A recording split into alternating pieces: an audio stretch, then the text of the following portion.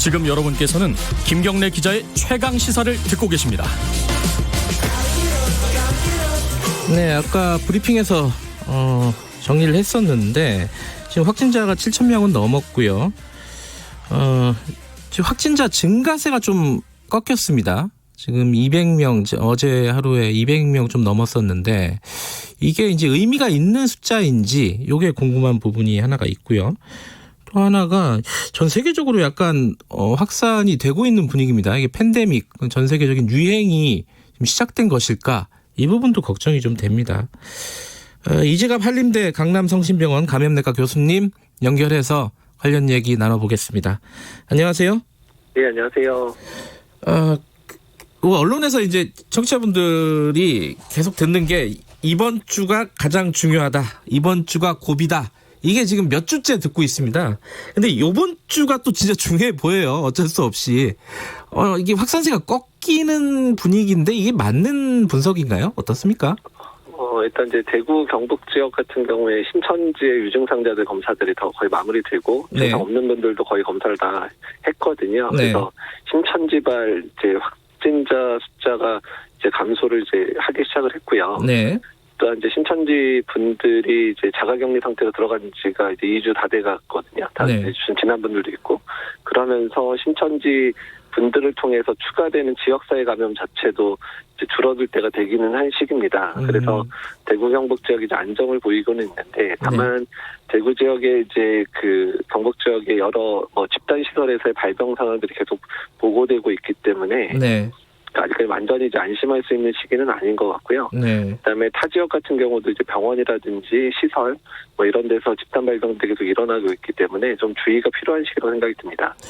이게 뉴스로만 보면은 오히려 이제 대구 경북 지역의 확산세는 좀 줄어드는 것 같은데 다른 지역의 뉴스들이 많아요. 특히 이제 소규모 집단 감염이라고 할까요?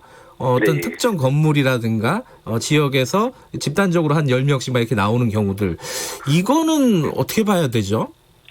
일단 이제 그 지역사회 감염의 특성을 가지고 있는 바이러스이기 때문에 네. 이런 소규모 집단 발병이 계속 생길 거거든요. 네. 근데 이제 이런 발병 자체를 초기에 얼마나 통제하느냐에 따라서 지역사회 감염의 촉매가 될지 아니면 이제 그거에서 억제가 될지 결정을 하기 때문에 네. 그러니까 특히 대구 경북 지역은 아직도 환자 수가 많으니까 전반적인 이제 그 환자 수를 줄이는 방향으로 가야 되지만 다른 지역 같은 경우에는 여력도 있고 입원 시설의 여유도 있는 상황이니까 네. 이런 환자들을 초기부터 강하게 이제 역학 조사를 해서 막는 전략을 아직까지 계속 취해야 되는 상황입니다. 그러니까 대구하고 다른 지역은 대구 경북과 다른 지역은 좀 대처하는 방역 당국이 대처하는 방식이 달라져야 되는군요. 네, 맞습니다. 근데 이제 대구 지역도 이제 확진자 수가 줄어들게 되면 이제 추후에 지역사회 감염의 양상들을 좀 더 조절을 해야 되기 때문에 네. 대구 지역도 만약에 지금처럼 1, 2주 동안 확진자를 더 줄인다면 이제 남은 상황에서의 집단 발병들을 줄이는 단계로 다시 넘어가야 되는 상황이 되거든요.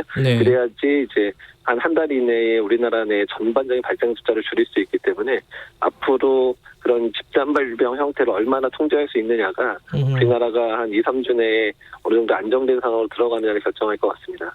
이게 지금 신천지 그 관련된 어떤 검사는 거의 다 끝났다고 아까 말씀하셨는데 아직 남아있는 건 왜 이렇게 남아있는 거죠 이게? 그 협조를 안 해서 그런 건가요? 이게? 그렇죠. 검사를 거부한 분들도 일부 있는 것 같고요. 네. 그다음에 일부 이제 연락이 안 되시는 분들도 있는 것 같은데 어떻든 일단은 할 수 있는 만큼 공권력이 할 수 있는 부분만큼 최대한 한 거로 생각이 드는 상황이죠. 그래서 이제 숨어 있는 분들이 혹시라도 이제 발병할까봐가 사실 좀 걱정이 되는 부분들이어서 이제 그런 부분들을 어떻게 좀 더 관리하느냐가 중요할 것 같습니다. 네. 근데 걱정 중에 하나가요. 그런 뉴스를 봤습니다. 잠복기가 다 지났는데 2주, 3주 지났는데 나중에 양성 판정을 받는 이거는 잠복기가 좀 달라진 건가요? 아니면 이게 아주 특별한 케이스인가요? 어떻게 봐야 되나요?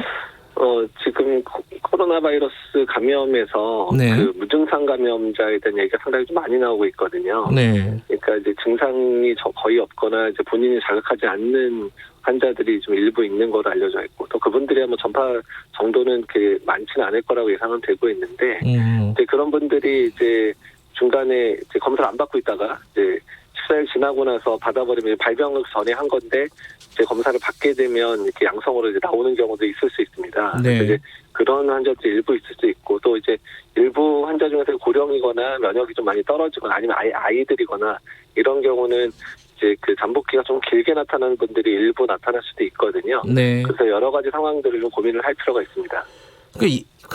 예컨대 이제 대남병원에서 네. 음성 판정이 5번 나왔는데 6번째 확진을 받은 그런 간병인도 나왔어요. 이제 그런 분들이 이제 증상 잠복기 상황에서의 일 수도 있고 대남병원 자체가 이제 운영 한동안 조금 혼란이 되면서 네. 직원들이 뒤늦게 확진된 분들도 사실 좀 있거든요. 네. 노출됐던 그래서 그런 분들에 의해서 뒤늦게 노출된 분일 가능성도 사실 있습니다. 우리나라 얘기 조금 더 하겠는데 그 전에 외국 얘기 잠깐 하나 여쭤볼게요. 네. 지금 오늘 아침에 들어온 뉴스들 보니까 예를 들어 이탈리아 같은 경우는 확진자가 1,000명이 넘었어요, 하루 만에. 그리고 네, 그렇죠. 사망자도 한 30여 명이 늘어버렸고요. 이란 같은 경우도 지금 전체 확진자가 6,000명이 넘었습니다. 미국도 점점 늘고 있고. 이거 팬데믹, 그러니까 세계적인 대유행으로 가는 초기 단계로 보는 쪽도 있더라고요. 어떻게 보세요, 선생님은? 사실 이제 그럴 가능성이 있는 게 사실 유럽에서 이태리가 이러면서 유럽 주변 국가들의 확진자들이 계속 늘어나고 있잖아요. 네. 유럽 전체가 좀 소용돌이 안에 지금 들어가고 있는 상황이라 네. 이태리가 사실 우리나라도 대구가 확산되면 다른 지역에도 영향을 줬었잖아요. 네. 근데 지금 유럽은 지금 이태리가 그러면서 저기 유럽 전체 영향을 주고 있는 상황들이거든요. 네. 그러니까 이태리가 빨리 이 상황들을 잡지 못하면 유럽 전체에 악영향을 끼칠 가능성이 상당히 높습니다. 유럽 전역에서 환자 발생이 늘어날 수 있는 그런 상황이 되고 미국도 사실 워싱턴 중심이나 시애틀 중심으로 환자 발생들 하고 있는데 네. 일단은 지금 환자 수가 전국적으로 이제 확산이 되고 있는 상황이라 미국도 좀 많은 수의 환자가 발생할 가능성이 상당히 높은 상황이라 네. 그러니까 뭐 팬데믹이라고 표현하기에는 아직은 좀 이른 상황이긴 하지만 네. 지금 상황에서 각 지역이 통제를 못하면 그런 상황으로 넘어갈 수도 있는 거죠. 근데 팬데믹이라고 하는 게요. 어느 정도 네. 수준이 돼야지 그렇게 보는 겁니까? 전문가들은? 사실 지금 이제 정의상을 보게 되면 네. 아시아에서 지금 중국, 한국, 일본에서 환자 많이 발생했잖아요. 네. 그리고 유럽에서 좀 이태리 중심으로 환자 많이 발생하고 미국에서 환자 시작되면 사실은 정의상으로는 팬데믹 시작됐다 말할 수 있는 상황이 맞습니다. 아, 그래요? 예, 한 2개 이상의 대륙에서 환자들이 집단으로 발병하기 시작하면 얘기를 하긴 하거든요. 팬데믹을. 네. 예. 지금 애초에 발병을 했던 이 중국 같은 경우는 조금 안정세를 갖고 있는 건 맞는 거예요? 일단은 확진자 수 보고가 맞다면 네. 안정이 되고 있다고 말할 수는 있긴 있는데 네. 다만 이제 중국이 안정이 되도록 다들 걱정하는 게 뭐냐면 우리나라도 그렇고 뭐 일본도 그렇고 중국도 그렇고 환자 발생 수가 줄면서 안정이 된다고 한들 다른 국가에서 만약에 계속 이런 식으로 확산이 돼버리면 그 지역에서 또 국내에 또 유입되면 또 유행이 시작될 수도 있잖아요. 네. 그러니까 사실 이 부분이 사실 제일 이제 문제가 되고 이런 상황으로 몇 개월에서 1, 2년 더 갈 수도 있는 상황이기 때문에 네. 각 국가들이 긴장하는 상태 1, 2년 이상 더 유지해야 될 가능성이 상당히 높습니다. 네. 우리나라 얘기로 잠깐 다시 돌아와 보겠습니다. 대구 얘기 하나 더 여쭤보면요. 이 대구의 한마음 아파트 같은 경우에 이제 집단 감염이 나타났습니다. 근데 이제 예컨대 이제 신천지 같은 게 사실 관리하기가 힘든 변수였다. 요건 이해가 되는데 요번에 한마음 아파트는 역학조사가 좀 늦어진 거 아니냐. 그러니까 지난달 19일, 24일 확진 판정을 다수 받았는데 역학조사가 그 다음 달인 지난 4일에 시작이 됐고 이런 거는 좀 당국의 대처가 늦은 거 아니냐 이렇게 비판하는 쪽이 있더라고요. 어떻게 보십니까?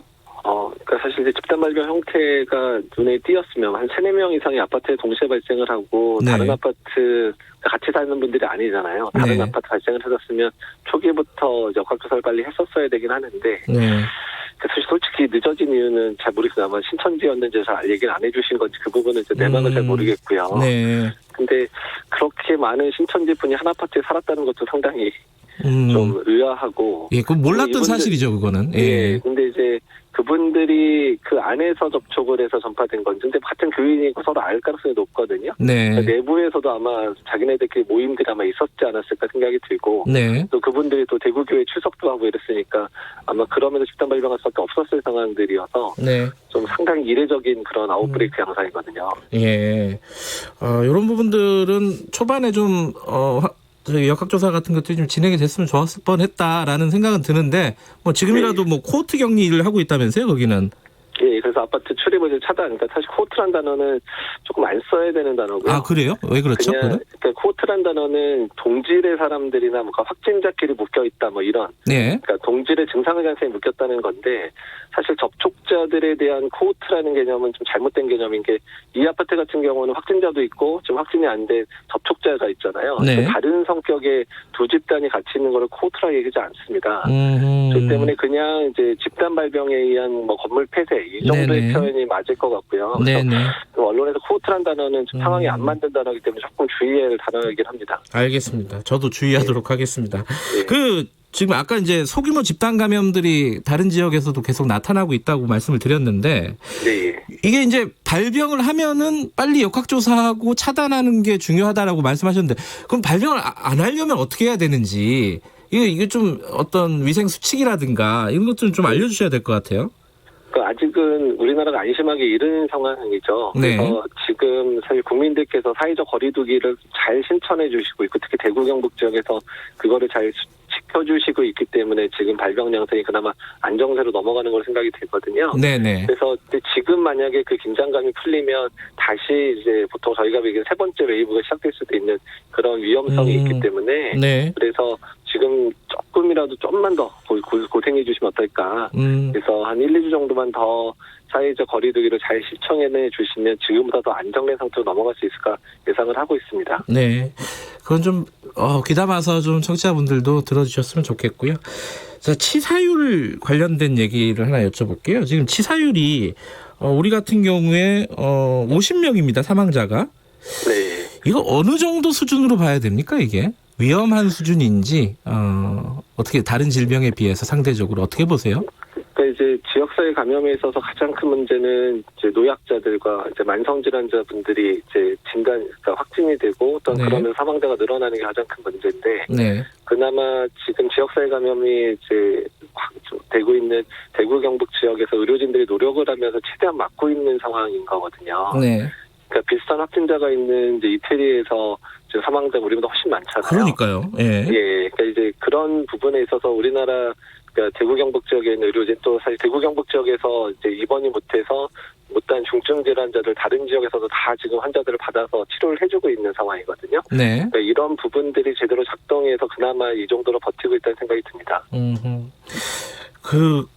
굉장히 궁금한 부분인데 이 부분은 이제 장기화되면서 백신이 언제 나올까, 치료제가 언제 나올까, 요거는 어떻게 진행이 되고 있습니까? 이건 우리나라만의 일은 아닐 것 같은데. 예. 예, 그러니까 치료제 같은 경우는 이제 다른 질환에 사용됐었던 치료제 중에서 효과가 있을 것 같은 이제 약들에 대한 임상 연구도 이미 진행이 되고 있어서 네. 뭐 렘디시비르 같은 경우에 중국에서 어느 정도 임상이 끝났고 국내도 임상을 이제 조만간에 시작할 것 같습니다. 이번 주에 시작되는 것 같고요. 네. 그리고 일본에서 효과가 있을 거라고 나온 파비피라비어도 이제 독감 치료제로 나왔는데 이제 국내에 들어오지 않았는데 이 네. 약제도 지금 중국하고 우리나라에서 임상 연구가 시작되지 않을까 예상을 하고 있습니다. 그래서 네. 이런 약들 임상들이 좀 진행이 되면 그중에 효과 있는 약이 뭐 2, 3개월 내에 사용이 가능할 수도 있을 것 같고요. 네. 치료, 일단 백신 같은 경우는 이제 후보 물질들이 이제 한두 개씩 이제 확인되고 있어서 아마 이런 연구가 다 끝나려면 1년 이상 걸리지 않을까 예상하고 있습니다. 1년 이상이요?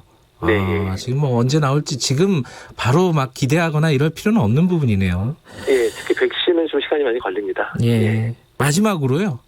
이게 뭐 장기화되면서 여러 가지 사회 갈등이 많이 있습니다. 뭐 메르스랑 비교해서 잘했니 못했니부터 해가지고 여러 가지 있고 뭐 그런데 방역 담당하시는 전문가로서 국민 여러분들께 이런 부분에 대해서 좀 말씀해 주실 분 있으면은 좀 한 말씀 좀 해주시죠. 사실 오히려 국민들은 정말 차분하고 또 네. 자기가 해야 될 일들을 잘 하고 계신 것 같거든요. 네. 그래서 상당히 감사하게 생각을 하고요. 네. 오히려 국민들이 열심히 할 때 정치하시는 분들이 조금 더 후원해주고 도와주시면 어떨까. 아무리 선거가 앞에 있다고 하더라도 네. 국민들을 불안하게 하는 행동들을 좀 잘 해주시면 어떨까 생각이 듭니다. 뭐 말씀은 안 하시지만 언론도 좀 책임이 있지 않을까라는 생각도 들어요. 저는 뭐 기자의 한 사람으로서. 예, 언론들이 싸움을 부추기는 것들을 많이 보아서요. 예. 그래서 좀 한동안만 좀. 알겠습니다. 오늘 말씀 감사합니다. 예, 감사합니다. 네, 이재갑 한림대 강남성심병원 감염내과 교수님이었습니다. 속보 하나만 전달해드리죠. 합참에서요, 북한이 미상의 발사체를 발사했다. 여기까지 지금 들어와 있는 소식입니다. 자세한 소식은 다음에 들어오면 다시 전달해드리겠습니다.